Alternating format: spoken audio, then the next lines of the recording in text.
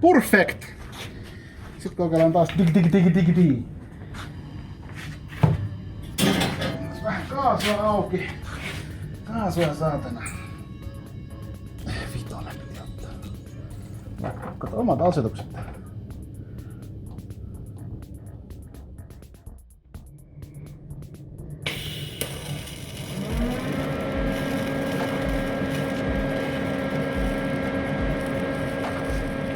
Onko se nyt kestävä? Joo, me ollaan tässä King Diesel instituutissa vähän laskenut, että tämä täyttää Euro NCAP standardit siinä, missä ne on luutanut. Ihan yhtä hyvä. Ei huolta turvallisuudesta. Samalla lailla menee kurkkuun kuin vakion. Ai, täällä on joku rälkällä sipassu sinne tommosen viivan. Se on varmaan meidän heikko kohta. Täytyy alihankkijalle laittaa palaute. Sulata umpees. Joo. Sulatin vähän taas metallia. Noin. Millä se näyttää? Ihan hyvältä näyttää. Joo. Ei olisi tehtaalla tehty. Mut siis sehän on. Nyt meillä on ehkä 1,5 senttiä enemmän tilaa ehkä touhuta tossa. Ei oo niin kädet verillä, kun on tämmönen pyöreä kulma. Ja kestää. Ja sit kun sitä, vaikka se nyt mahtuisi paikalleen just ennen tota muutosta, niin sitä ei tiedä paikallaan, jos tarvii jotain tehdä, jotain huoltoa tai vaihtaa. Niin, sitä siis voi sitä joo, tilaa tarvita yllättäen. Niin kun ne ahtimethan on tässä niinku palkin päällä, nyt vähän ajatellaan tämmösiä huoltojuttuja. Periaatteessa toikin tuolta takaseinä. Sehän mahtuu se ahin olemaan siinä vakio akkukalkula seinän kanssa. Mutta se on taas kivempi touhu tässä ympärillä sitten jotain huoltojuttuja, jossa niinku... Kiva kun mahtuu sormet niinku rintapellin ja turpan välistä. Niin, ja todennäköisesti sieltä ehkä pystyy sitten vaihelaatikon pultteja tai jotain tämmöstäkin niin. räplää sitten, mitä ikinä. Ai niin. Esitelläänkö tämmönen hieno laite? No niin. Tämmönen 1,5 litran limsapullon kokoinen ohjaustehostin säiliöpumppuyhdistelmä.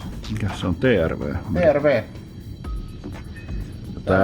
Tää kyseinen malli on Opelista. G-Astrassa on ainakin ja jossain, mitä näitä kehonkuljettimia nyt on. Yllättävän iso paketti, en tiedä mihin sen saisi mahtumaan. Mutta... Sähköhydraulinen ohjaustehostin. Kyllä. Siis ajatuksen tasolla ehkä sen saisi tänne. Pumpion alle ehkä.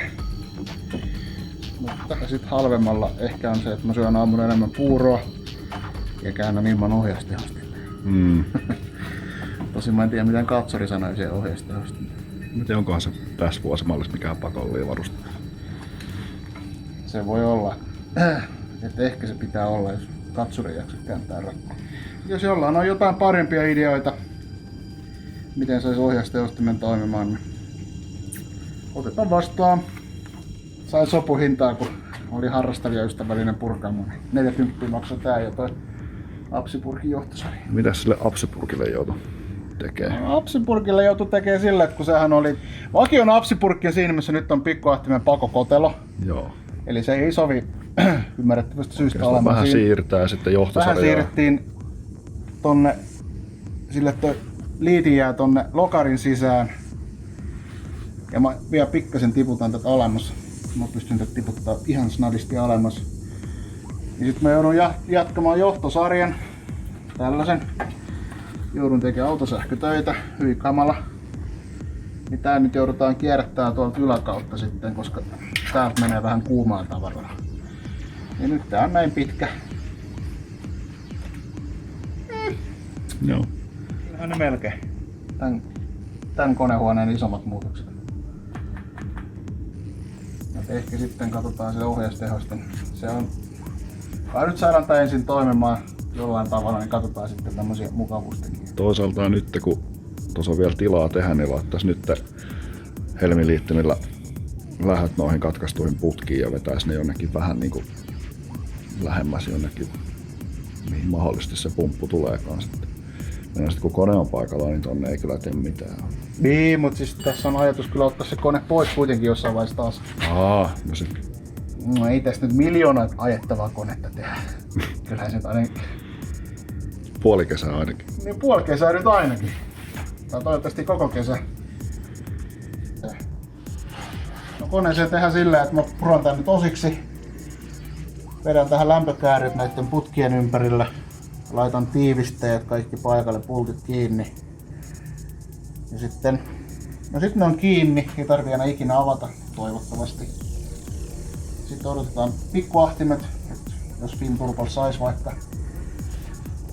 Niin meneekö nää huoltoon, vai onko nää vaan mallaus? Nää on vaan mallausahtimet, et periaatteessa nyt nää on semmosessa asennossa käännettynä, että mä voin ottaa nää mukaan ja mennä Finturbolle, niin ne voi liimata siellä ne samaan asentoon, kyllä säätää kaikki tangot, kun meillä on asentot tiedossa. Joo. Isohan pysyy siinä missä se on, ei siinä ole mitään, sehän tyytyväisenä möllöttää siinä ja odottaa, että komento käy. Kivarit tohon. Tämä putki ehkä jatketaan pikkasen syvemmälle, mutta se tehdään sitten kun Kone on uudestaan kone on paikallaan. Ja tää nyt on vaan, että tää kone ei hengitä mitään koronavirusta sisään, niin suojelee vähän. Ei saa sanoa koronavirus, se on human malware. Joo. Malware, syntax error, muuten tää kone menee sekaisin. Se on Joo. heti algoritmi ottaa demonetizingia, kun se on koronavirus. Joo. Sitten periaatteessa nääkin voi tehdä nyt mitata valmiiksi tähän ja leikata ja asettaa muotoonsa pikkuhiljaa. Onko sulla näihin liittymät jo valmiina vai? Ei ole liittynyt. Joo. Mä vaatin näihin N-mittaiset pätkät, että mä en tiennyt vielä mihin tää tulee tää öljyjako edes silloin. Tuo on helppo, niin kuin mäkin tein, niin otin liittymät ja letkua ja sitten vaan pätkäsin sopivaan kohtaan ja asettelin paikalle ja kävin puristaa ne päät kiinni. Joo. Niin Mä mietin näihin, voisi olla 4-5. 4-5 voisi olla aika hyvä. Tulee vähän tosta ylhäällä. Ja tää nyt on 90 sivulle vaan, mutta... Joo. Ja toikin voisi olla 4-5. Jospa tää saatiin kasaan, niin tää pitää purkaa. Mm. Mut sit sen jälkeen sit toivottavasti enää puret. Pitää Ei, varmaan perässä. tulee ihan sikapitkä video muuten varmaan. Hitto mä vihaan, että sulla on englanniksi kääntymistä. Tee sä ite noi Käännökset? käännökset. Joo. Joo. Hitto se on hankalaa. Niin, mutta nyt tulee ainakin tämmöstä niinku työskentelyvideoa myös. Joo. Siis yleensähän mä oon just sillä, kun mä en muista ikinä kuvata tai mitään, niin mä aina sitten, kun mä oon tehnyt tai rupeen tekemään, niin sit mä aina... Tässä laittaa joku kamera tuohon, mikä ottaa vaikka timelapseja tai jotain tällaista sitten. Mä en yritä olla mikään tämmönen mediaseksikäs kanava. Mä teen. GoPro otsaa vaan kiinni. Joo, joku ruma asentaja asentaa V6 dieselmoottorin. No, joitain ihmisiä nämä kiinnostaa. Se on ihan jees. Sen takia mä oon näitä videotkin ruvennut kuvaamaan. Ihmisiä kiinnostaa kaikki tyhmä. Erikoinen. Ei meillä ihan kovin moni tämmöstä rakenna. Tai on varmaan rakentamassa. Ei, siis mullahan tää homma on aina ollut sillä, että mulla on ollut pitkän aikaa joku visio. Sitten kun tää on mennyt aina rikki, silloin kun tää on yhdelläkin turkulla, niin mulla on aina visio, mitä mä teen sille koneelle sitten, jos mä joskus avaan sen tai jotain. Mä en ikinä laittanut sitä takaisin kasaan, jos joku konerikko tuli. Niin kun se on ollut, vaan mä oon tehnyt ne muutokset, mitä mä oon ajatellut, jotkut on toiminut, jotkut ei. Useimmiten on kyllä uskottu oikein, että en tiedä mikä juttu. Niin, ja joka kerta opittu jotain. Joka kerta opittu jotain ja sitten tää moniahtaminen on ollut tosi pitkään mulla mielessä. Ja mä mietin sitä pitkään aikaa, että teetkö se nyt 2 ahtimella, mutta mihin mä laitan se sitten. No periaatteessa akkukoteloon, ehkä mahtuisi joku tämmönen pikku ahi. Rupesin miettimään, että tää on logisesti siistimpi. tehdään tälleen näin. Se tulee nätisti tuolta tähän ja menee lineaaristi. Niin kuin ne mahtuu olemaan. Ainut, mikä mua askarruttaa, on tää mun tekemä hieno pakosarja. Mun skillsit ei riitä siihen, että tekisin 3 yhteen lyhyen pakosarjan. Se on ehkä seuraava muutos, mitä pitää tehdä. Ja tässä nyt hyödynnettiin noita sarjoja, mitkä sulla jo oli. Kyllä. Ja sitten alun perin mulla oli ajatus, mä en vielä tiennyt, että mitkä lähtee, mutta mä laitan ja ajatus, että nyt kun nää tulee tähän, ja ajatus oli, että laitan tähän hukkaportit, tähän käyriin. Niin periaatteessa jos täällä olisi tullut 2 hukkaporttia tänne, niin mä olisin voinut tuoda sieltä hukkaportilta sitten tähän samaan ahtimeen jotenkin. Se olisi vähän varmaan erilainen rakentunut, mutta Simppelimpi putkitus. Tälleen kun on niinku pakopuoli on simppelimpi, ahtopuoli on vähän, no ajatuksenahan se on simppeli, mutta tilaa on aika vähän. Et niinku, tosta kun katsotaan, niin ei siellä niinku 0,5 senttiä enempää ole mihinkään. Ja melkein pitää rakotulkilla katsella niinku välyksi. Ja no imusarja ajatuksethan meillä oli tehdä silloin todella massiivisesta putkesta, mutta käytännön syistä ehkä jostain pilletistä saisi tehty just oikean muotoiset. Ei ole tilaa ylöspäin oikein, eikä varsinaisesti hirveästi sivullekaan päin. No tuo on niin hyvin väriset, siinä ei ole. Siinä on suorat tai noin suutinputket ja öljynsuodat ja ahtoputket ja kaikki. Niin. No, suutinputkethan nyt periaatteessa pystyisi tekemään uusiksi, mutta en tiedä. Ehkä joku seuraavalla kerralla. Seuraavalla kerralla sitten pitäähän jättää evoluutio 3 moottorit jotain. Jos tää joskus purkenee. Mut se on varmaan muuten tulee olemaan sitten Common Rail. Mut se todennäköisesti voi olla edelleen 2,5 litraa. Laitetaan vaan Common Rail pumppu siihen. Okay. Koska tämähän tykkää kiertää tähän moottoriin. Toisin kuin 3 litraa. Onhan mun nytkin 5900 jengametriä. Nytkin on alakertaa tasapainotettu, niin toivottavasti se pyörii. Olen henkilösti varautunut siihen, että me joudun 6500 pyörittää tätä, mutta nyt vaikka alle 6600. Aloitetaan. Joo.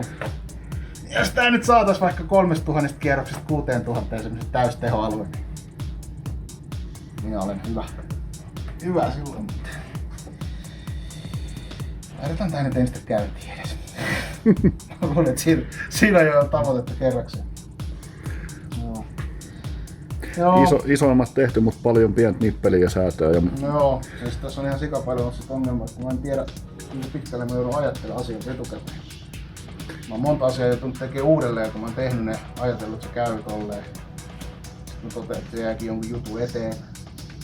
Purkaa sen, asentaa sen jutun, minkä tielle se jäi, ja tekee uudelleen asioita. On melkein niin, että viimeinen 10% tekee vielä 90% siitä koko ajasta. Aikaa menee aika paljon tämmöiseen niin siistimiseen ja saadaan niin kaikki letkut menemään oikeista kohtaa, että ne nyt on heti jossain iholla, niin kuin tässä kävi. Oli 10 senttiä ehkä liian pitkä toi putki. Sitten voi ehkä vähän siistiä, mä siistin sen sitten ilman ahtimen pois. Kaikkea tommoista pientä. Mut sitten tää blogi on kyllä hieno. Se on aika nätti. Vesa kyllä on kova jätkä sorvaan. Ainut vaan, että ajatus oli, että nää olisi ollut tässä päässä, mutta periaatteessa ei ole väliä. Ja tässä on vielä lähtö vielä ulospäin täällä päässä. Saa vielä sitten lisälähtöä ja vaikka anturitieto johonkin. Onko vielä jotain mielessä? Ei mulla ainakaan. Kai tässä tähän videoon on tullut jo ihan. Joo, mä luulen, että mä laitan 2 osaan tän videon. Joo. Selvä. Jos vähän editoisi. Joo. Se on hirveä homma editoida. Niin on. No mut hei. Ensi kertaan! En tiedä koskaan seuraava video, mutta kuvataan taas sitten vaikka jonkunlainen pätkä. Moi moi! Hei!